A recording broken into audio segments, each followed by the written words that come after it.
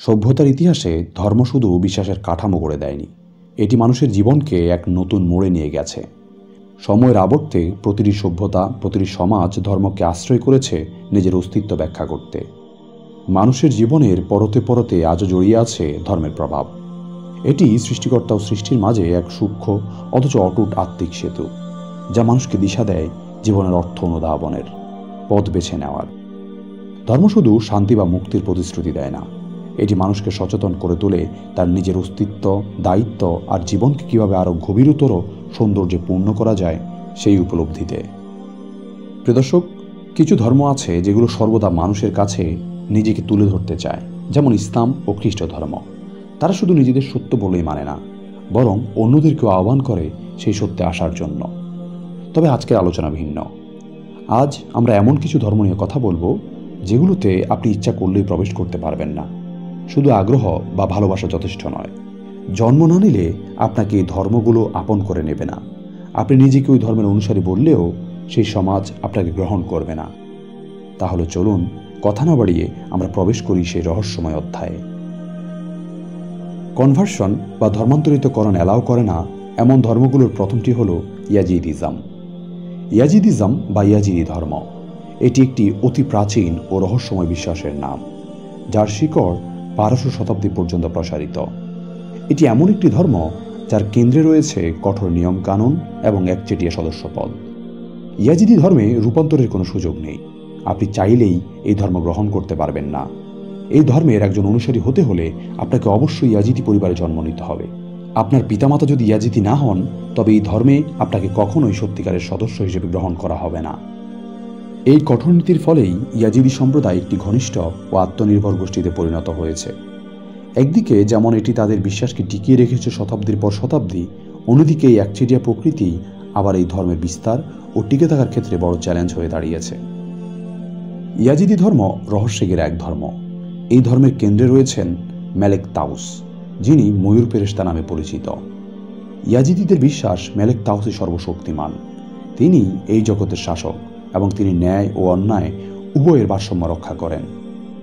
ইয়াজিদিরা মনে করে ঈশ্বরই মেলেক তাউসকে সৃষ্টি করেছেন এবং তার মধ্যেই ঈশ্বরের ইচ্ছার পূর্ণ প্রতিফলন ঘটে। এই ধর্মের অন্যতম ব্যতিক্রমী দৃষ্টিভঙ্গি হল মেলেক তাউস আদমকে সেজদা করতে অস্বীকার করেছিলেন, আর ইয়াজিদিরা এটিকে বিদ্রোহ নয়, বরং ঈশ্বরের প্রতি চরম আনুগত্যের প্রতীক হিসেবে চিহ্নিত করে। এই ব্যাখ্যা ইয়াজিদি বিশ্বাসকে আব্রাহামিক ধর্মসমূহ থেকে সম্পূর্ণ ভিন্ন এক ব্যাকরণে নিয়ে যায়। প্রিয় দর্শক, পৃথিবীতে কিছু ধর্ম আছে যেগুলো কেবল বিশ্বাস নয়, বরং এক একটি আত্মার পরিচয়, অস্তিত্বের ভাষা। ইয়াজিদি ধর্ম ঠিক তেমনই। এটি কোনো সহজে ব্যাখ্যা করা মতবাদ নয়। এটি হলো সহস্র বছরের যাত্রা, দুঃখ, নির্যাতন, ভালোবাসা আর আত্মত্যাগে গড়ে ওঠা এক বন্ধন, যেখানে জন্ম না নিলে প্রবেশ করা যায় না।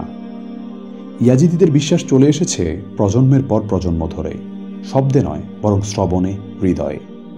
তাদের নিজস্ব পবিত্র গ্রন্থ কিতাবে জিলোয়া বা দ্য বুক অফ রেভেলেশন ও মাশাফ্রেশ বা ব্ল্যাক বুক, যেখানে বর্ণিত আছে তাদের অস্তিত্বের কাহিনী।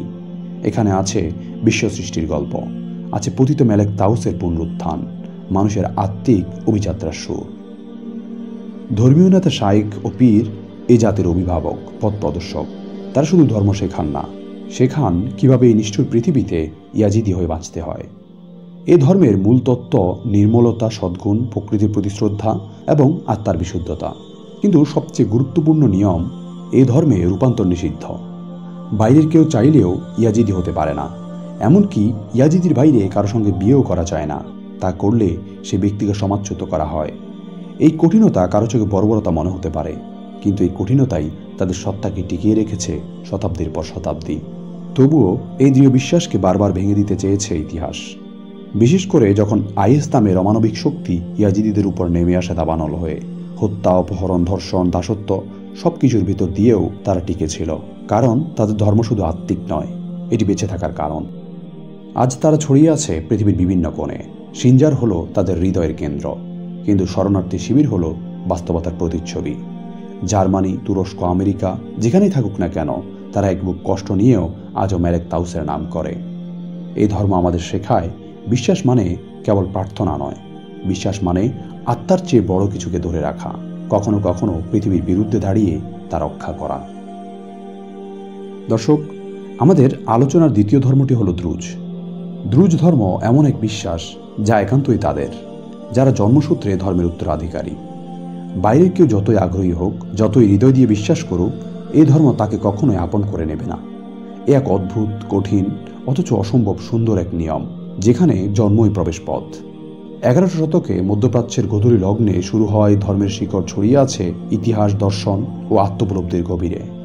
এটি কেবল শিয়া ইসলামের একটি শাখা নয়, এতে মিশে আছে পিথাগোরাসের গণিতময় দর্শন, নিওপ্ল্যাটনিজমের আধ্যাত্মিকতা, নস্টিকদের জ্ঞানের সন্ধান।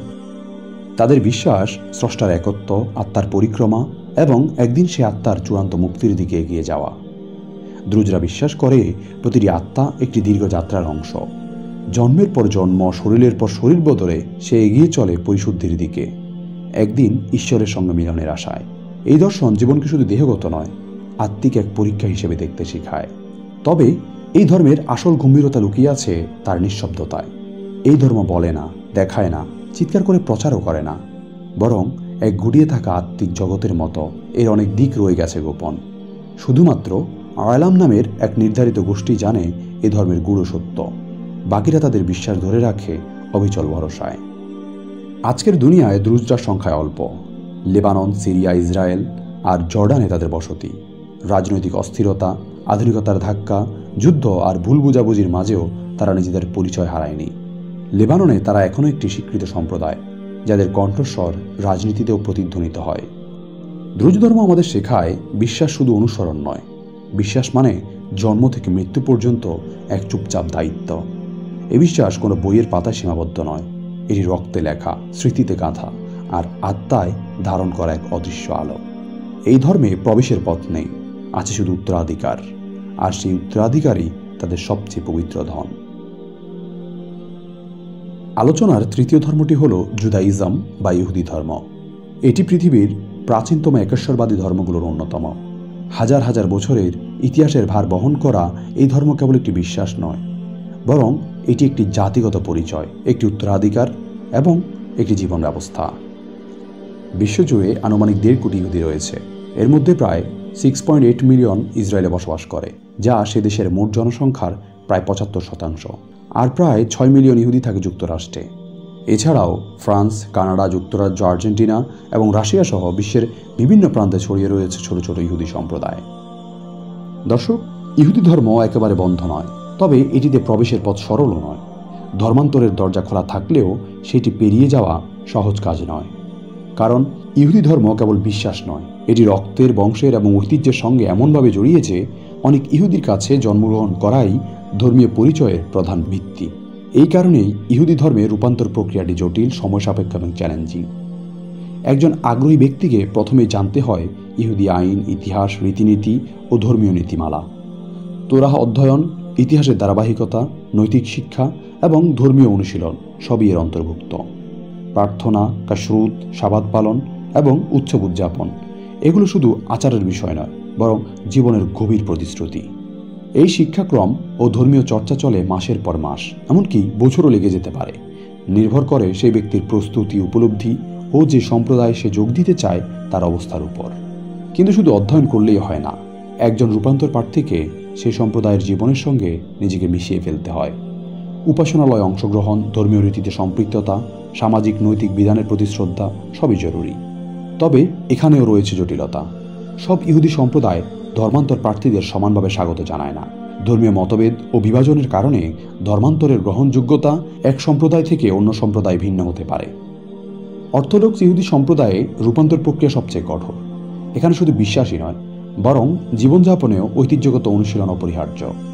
দীর্ঘ শিক্ষাক্রম, ধর্মীয় অনুশাসনের অনুশীলন এবং রাব্বিনিক আদালতের অনুমোদন সব মিলিয়ে এই প্রক্রিয়া কঠিন ও সময়সাপেক্ষ।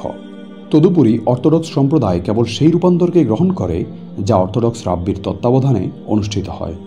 অন্যদিকে রিফর্ম ও কনজারভেটিভ ইহুদি সম্প্রদায় অপেক্ষাকৃত উদার। তাদের রূপান্তর প্রক্রিয়া তুলনামূলক সহজ এবং অন্তর্ভুক্তিমূলক। তবে সমস্যা হলো, সব সম্প্রদায় একে অপরের রূপান্তর স্বীকৃতি দেয় না। ফলে একজন রূপান্তর প্রার্থীকে অনেক সময় দ্বিধা ও অস্বীকৃতির মুখোমুখি হতে হয়, বিশেষ করে যদি তার পটভূমি ভিন্ন ধর্ম বা অনানুষ্ঠানিক পরিমণ্ডলের হয়। এই বাস্তবতা ইহুদি ধর্মে প্রবেশকে আরও জটিল করে তোলে, কেননা এখানে কেবল নতুন বিশ্বাস গ্রহণ করাই যথেষ্ট নয়, বরং একজনকে এমন একটি সম্প্রদায়ে অন্তর্ভুক্ত হতে হয় যেখানে ঐতিহ্য, ইতিহাস, পরিবার ও আত্মপরিচয় গভীরভাবে একে অপরের সঙ্গে জড়িয়ে রয়েছে। সহজ ভাষায় বললে ইহুদি ধর্মে রূপান্তর অসম্ভব নয়, কিন্তু এটি সহজও নয়। এটি কেবল আচার বিশ্বাসের ব্যাপার নয়, বরং একটি নতুন জীবনধারায় নিজেকে আত্মস্থ করার এক দীর্ঘ যাত্রা। এখানে বিশ্বাসের পাশাপাশি রক্ত, শেকড় ও সংস্কৃতির গুরুত্ব অনস্বীকার্য।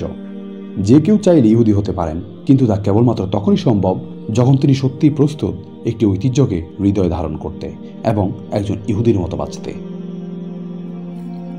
চতুর্থ ধর্মটি হল শিনতোইজম, জাপানের আদি ধর্ম। তবে এটি কেবল একটি ধর্মীয় বিশ্বাস নয়, বরং জাপানি জাতির আত্মপরিচয়, সংস্কৃতি এবং জীবনের নিঃশব্দ এক ধারা। এটি এমন একটি বিশ্বাস যা কাগজে কলমে গ্রহণ করা যায় না। শিনতোতে প্রবেশ কোনো আনুষ্ঠানিক রূপান্তরের মাধ্যমে হয় না, এটি জন্মের সঙ্গে জড়িয়ে থাকে, মাটির গন্ধের মতো মিশে থাকে জাতিগত উত্তরাধিকারে।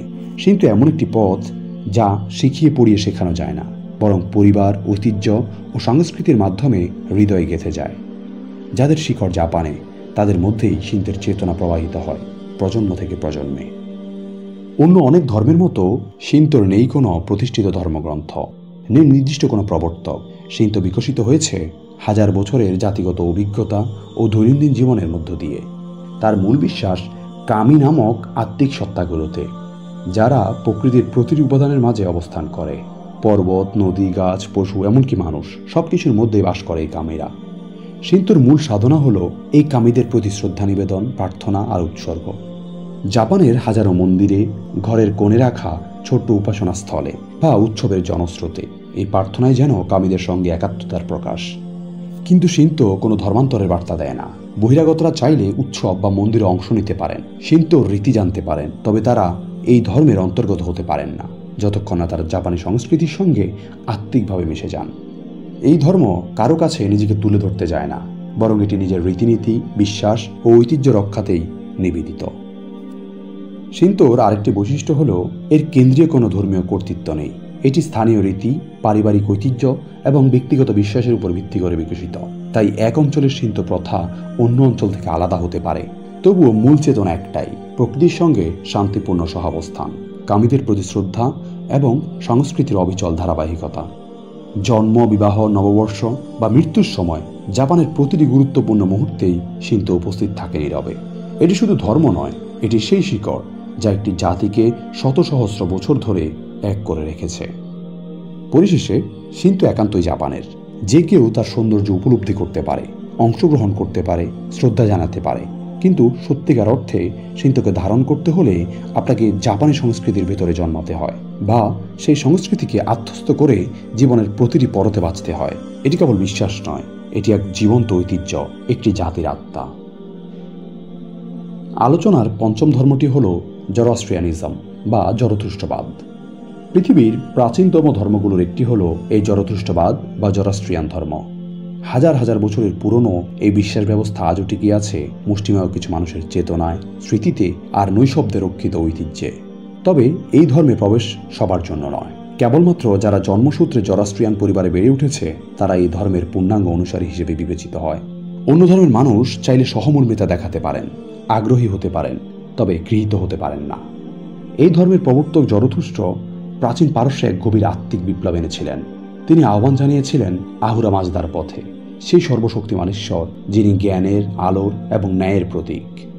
জরোস্ট্রিয়ান বিশ্বাসের কেন্দ্রে রয়েছে আলোক ও অন্ধকারের চিরন্তন দ্বন্দ্ব, ভালো ও মন্দের লড়াই, যেখানে মানব জীবনের চূড়ান্ত লক্ষ্য হল ন্যায়ের পক্ষে দাঁড়ানো এবং আত্মাকে পবিত্রতায় উন্নীত করা। তাদের ধর্মগ্রন্থ আবেস্তা শুধু ধর্মীয় নির্দেশ নয়, এটি এক আকাশচুম্বী দর্শনের কথা বলে। এখানে আছে সৃষ্টি ও মহাবিশ্বের ব্যাখ্যা, নৈতিকতা ও আচরণবিধি এবং দৈনন্দিন জীবনের আচার ও শুদ্ধতার শিক্ষা। বর্তমানে বিশ্বজুড়ে এই মহান ধর্মের অনুসারীর সংখ্যা মাত্র 1 থেকে 2 লক্ষ। তাদের অনেকেই বসবাস করেন ইরান ও ভারতে, বিশেষত পার্সি সম্প্রদায়ে। অথচ এক সময়ে জরথুস্ট্রের আলো সমগ্র পারস্য জুড়ে বিস্তৃত ছিল। তাদের মন্দিরে জ্বলত চিরন্তন অগ্নি, যা ছিল দেবতার উপস্থিতির প্রতীক। কিন্তু ইতিহাস এক নির্মম মোড় নিয়েছিল। মুসলিম শাসনের উত্থান, দমন-পীড়ন আর শতাব্দীর পর শতাব্দী ধরে চলা সামাজিক পরিবর্তনের ফলে এই ধর্ম আজ পরিণত হয়েছে এক ক্ষীণ তবে অদম্য স্রোতে। ধর্মান্তরের উপর কঠোর নিষেধাজ্ঞা এবং জন্মহার কমে যাওয়ায় প্রতিনিয়ত সংকুচিত হচ্ছে এই বিশ্বাসের পরিধি। জরোয়াস্ট্রিয়ান ধর্মে রূপান্তর প্রায় অসম্ভব বললেই চলে, কারণ এই ধর্ম কেবল একটি বিশ্বাস নয়, এটি এক পবিত্র উত্তরাধিকার যা জন্মসূত্রেই ধারণযোগ্য। তবুও সংখ্যায় ছোট হলেও জরোয়াস্ট্রিয়ানরা হার মানেনি। ইরানের পার্বত্য অঞ্চল হোক কিংবা মুম্বাইয়ের ব্যস্ত রাস্তা, তারা আজও আগুনের পাশে দাঁড়িয়ে প্রার্থনা করে। আগুনের মতোই অটুট থেকে স্মরণ করে সেই বাণী, ভালো চিন্তা করো, ভালো কথা বলো, ভালো কাজ করো। তবে প্রশ্ন থেকেই যায়, এই চিরন্তন আগুন কি একদিন নিভে যাবে, নাকি প্রজন্ম থেকে প্রজন্মে সীমিত উত্তরাধিকারেই হোক তা জ্বলতে থাকবে? জরোয়াস্ট্রিয়ান ধর্ম আজ এক চুপচাপ যুদ্ধ, সংখ্যার বিরুদ্ধে, বিস্তৃতির বিরুদ্ধে, সময়ের নিষ্ঠুরতার বিরুদ্ধে। আর এই যুদ্ধেই হয়তো নিহিত আছে তাদের আত্মিক বিজয়। পরবর্তী ধর্মগুলো হলো চাইনিজ ট্র্যাডিশনাল রিলিজিয়ন বা চীনা প্রথাগত ধর্ম। চীনা প্রথাগত ধর্ম আসলে কোনো একটি একক ধর্ম নয়, এটি হলো হাজার বছরের জ্ঞান, আচার, বিশ্বাস এবং আধ্যাত্মিক চর্চার এক সম্মিলিত রূপ। তাওবাদের প্রকৃতির সঙ্গে মিশে থাকা শান্ত ধারা, কনফুসীয় নীতিশিক্ষা ও সামাজিক ভারসাম্য এবং লোকবিশ্বাসে গাথা দেবতা ও আত্মার উপাসনা, সব মিলিয়ে এই ধর্ম গড়ে তুলেছে চীনা জাতির আত্মিক ভিত্তি। এই ধর্মের দিকে কাউকে দলে দলে টেনে নেওয়া হয় না, কেউ ধর্মান্তর হয়ে এই বিশ্বাসে প্রবেশ করে না, কারণ চীনা প্রথাগত ধর্ম কেবল বিশ্বাস নয়, এটি এক সাংস্কৃতিক উত্তরাধিকার যা জন্মসূত্রে, পারিবারিক ঐতিহ্যে আর প্রজন্ম থেকে প্রজন্মে হৃদয়ের গোপনে বহমান। চাইলেই যে কেউ চীনা ধর্মীয় উৎসব বা রীতিতে অংশ নিতে পারে, মন্দিরে প্রদীপ জ্বালাতে পারে, চীনা নববর্ষে প্রার্থনা করতে পারে, কিন্তু এই ধর্মে আত্মিকভাবে অন্তর্ভুক্ত হতে গেলে তাকে এই সংস্কৃতির ভিতরে জন্মাতে হয় বা দীর্ঘ অভ্যাস ও চর্চার মধ্য দিয়ে সেই ঐতিহ্যের সঙ্গে আত্মিক সম্পর্ক গড়ে তুলতে হয়। তাওবাদের পথ দেখায় জীবন যেন নদীর মতো বয়ে চলে প্রকৃতির নিয়ম মেনে। কনফুসীয় দর্শন শেখায় পরিবার, সমাজ ও রাষ্ট্রে ন্যায় ও শৃঙ্খলা বজায় রাখা এবং বড়দের প্রতি শ্রদ্ধাবোধ বা ফিলিয়াল পাইটি। লোকবিশ্বাসগুলো এই ধর্মকে আরও রঙিন করে তোলে, যেখানে স্থানীয় দেবতা, আত্মা, প্রকৃতি ও পুরাকালের বীরদের পূজা চর্চার মধ্য দিয়ে জীবিত থাকে হাজার বছরের সংস্কৃতি। এখানে ঈশ্বর একক নন, এখানে দেবতারা স্থানভেদে আলাদা, মানুষভেদে পৃথক। এখানেই চীনা প্রথাগত ধর্মের সৌন্দর্য। এটি কেন্দ্রীয় নয়, এটি ছড়ানো, অথচ এক সূত্রে গাঁথা।